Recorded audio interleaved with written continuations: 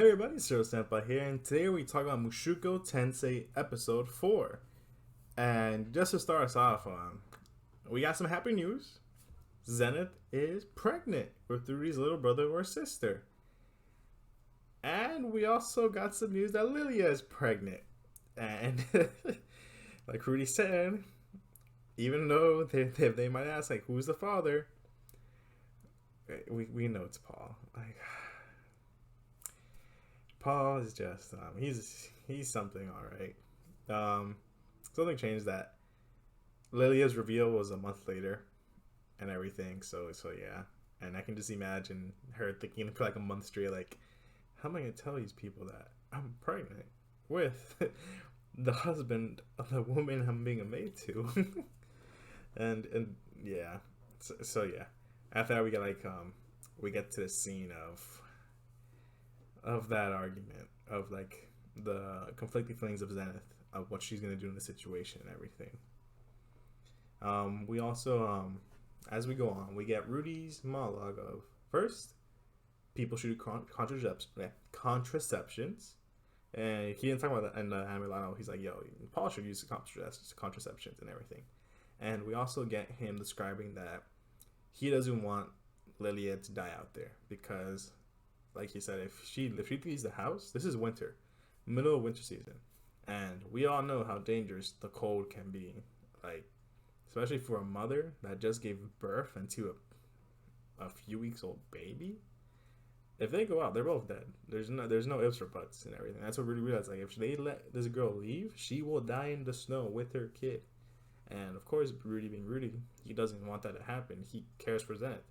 She's taken care of him plenty of times, from, like he said, giving him a towel when he's sweaty, giving him, setting up a warm bath for him when it's raining outside, tidying up his books when he leaves in a mess, giving him blankets, and the most important part of all, not writing him out for having the holy relic of Roxy's panties. And that is, just because of that, she is a savior to him and everything. And of course, after this, we basically get him saving her life.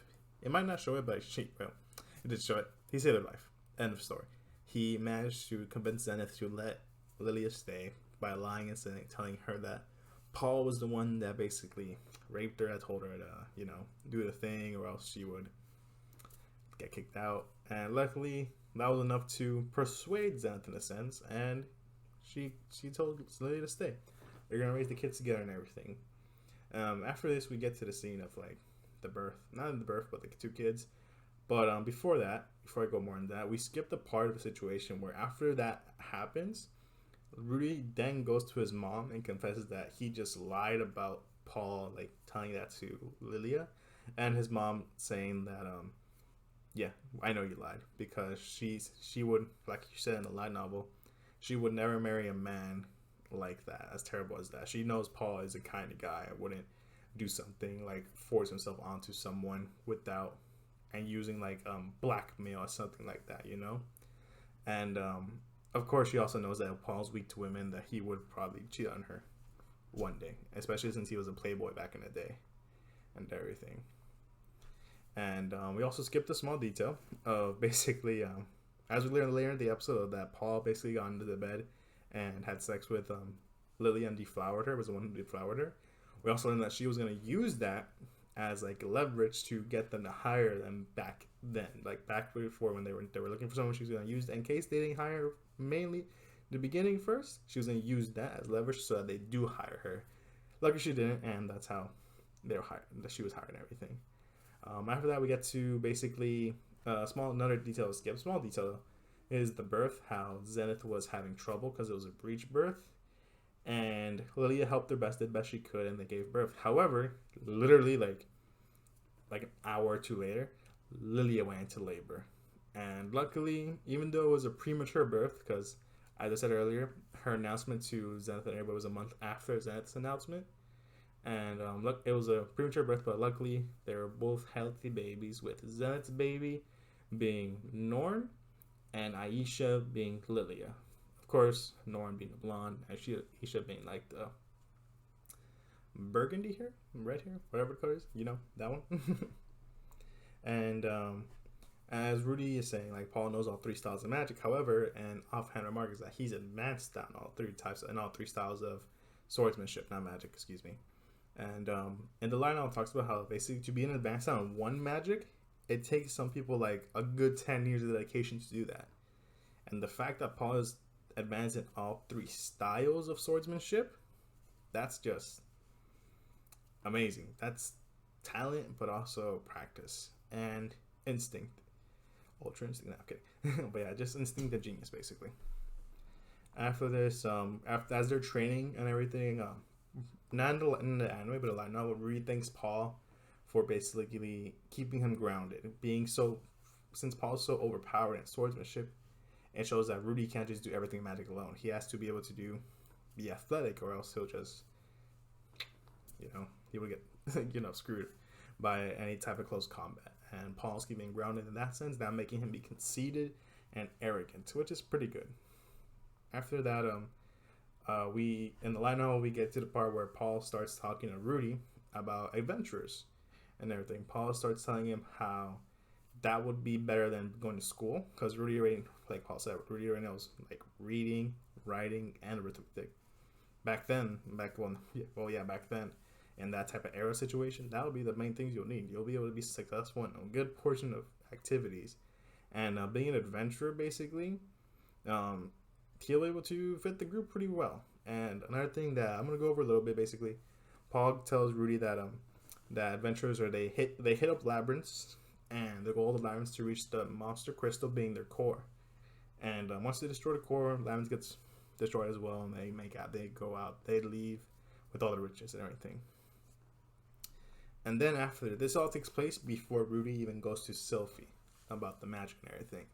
Before Rudy tells Sylphie that he wants to learn more magic to be able to get better at it, but he can't at where he is in that village. There's no teachers. He's basically reached the ceiling of that place, so he's thinking of going to school to learn more. Of course, Sylphie, being attached to Rudy, cries. I'm honest with you, even though it was so sad, the animation, the scene was just so funny. Like her face was all just snot dribble. I just found it funny. I don't know why. But yeah, after that we get Rudy's like talking about his fantasies with Sylphie and everything. Paul walks in, makes the funniest face imaginable. That scene was so funny to me, bro. It was just so funny. Like Rudy's face, like, oh my god, and everything. But then afterwards he gets a letter from Roxy, describing how she's now in the Shurina Kingdom, teaching the seventh prince magic and everything. How the prince is good, not as good as Rudy, of course, and how the prince also goes into her drawer, steals her panties and everything, like tries to pick out her changing, and how she is now a king rank magician, which is pretty amazing, because according to Paul, there's only a handful of them, maybe in the entire world. And you just imagine that. The entire world, a handful, maybe two hands, but that's like 10 people max. Pretty OP, in my opinion.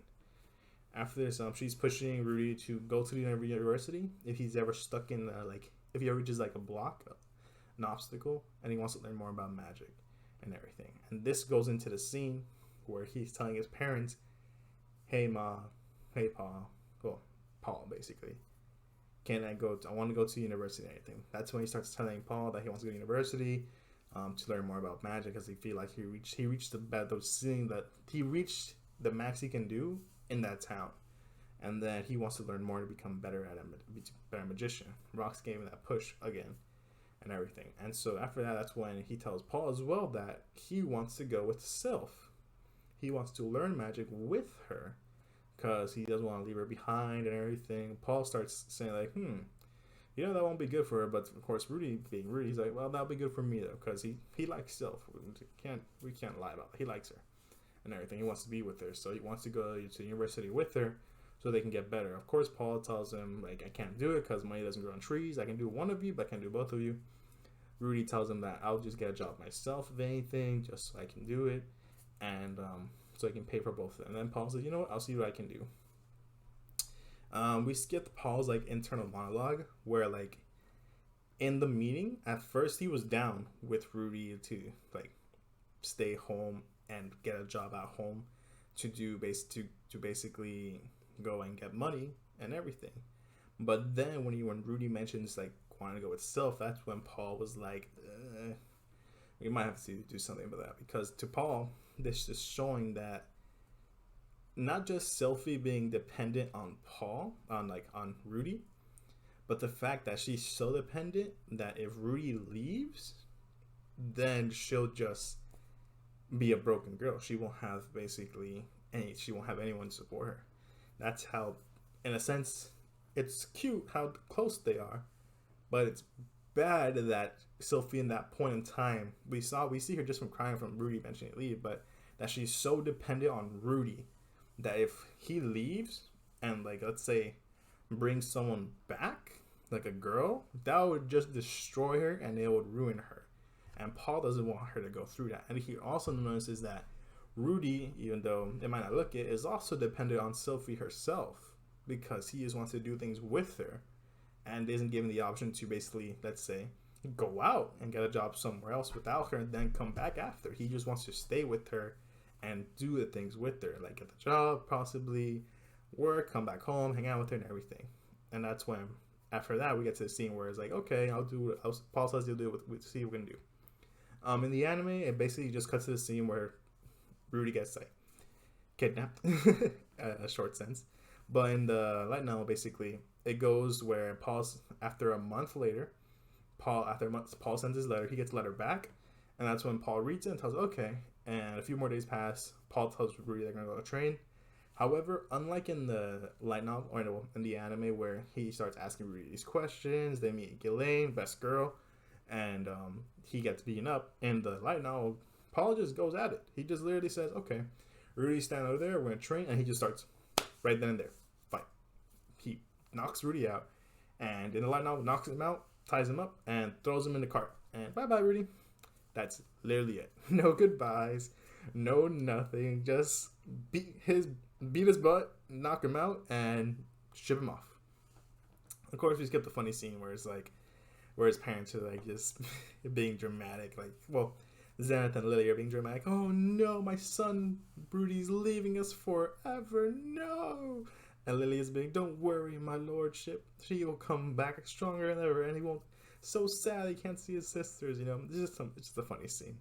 But yeah, after that, Rudy's out. He's out and about. Just to speak more in terms of the anime, basically, yeah, we see Rudy wake up in a wagon after getting knocked out, seeing Ghislaine, best girl, and saying like, hey. And then after this, we're gonna go in episode 5. That's just how it is. I can't speak more. That's the episode 4. And yeah, it's pretty short. Nothing much. Basically, nothing much skipped compared to the other ones. And also with that, I think this will be the volume. I think this will just be it for volume 1 of Mushoku Tensei. This will be the entire first volume. You can see it's a big boy and everything. But yeah, that'll be it. And then we'll now basically march into volume 2. And honestly, I love it. It's really good. I mean, I love the light novels in general. But yeah, now we go to the next arc. Rudy is now outside the village, and he is now leaving. No Paul, no Zenith, no Lilia, no Sylphie, nada. Just Ghislaine and wherever he's going. I think, to me, the saddest part about this is that he won't be able to be the best big brother ever, because he won't be able to see Norn or Aisha for a good bit. But yeah, that was, like I said, that was episode 4. I hope you liked it. If you like what you were watching, hit the subscribe button and not miss my next video, episode 5. And hit the like button as well. It helps a lot. And if you have anything to say, you want to talk about something, just comment down below. I'll try my best to answer to the best of my ability from what I know. And yeah, thanks for watching. Zero Senpai out.